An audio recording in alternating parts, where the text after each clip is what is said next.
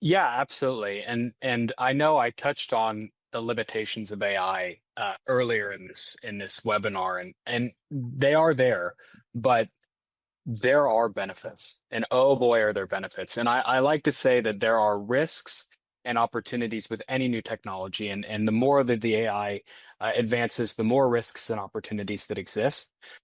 I would go so far as to say that ambient AI is going to be, especially in healthcare, one of those instances, at the very least on the administrative side, where in 10 years we will look at it and we will just put it in the box of unadulterated good, right?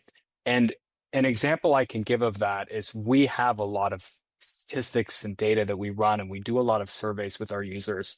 And I can give a very specific number. We save the average provider in our system 78 minutes a day, right?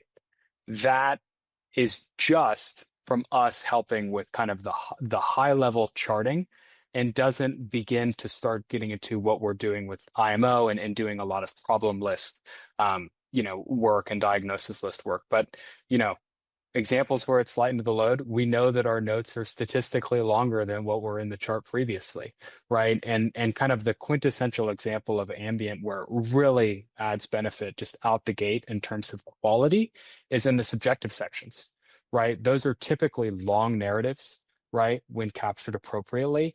And those are the areas where, sometimes the quality of my subjective narrative of that patient depends on how quickly I can type, right? And that's not a position you want to put anybody in. So examples, 78 minutes per day saved per provider on average.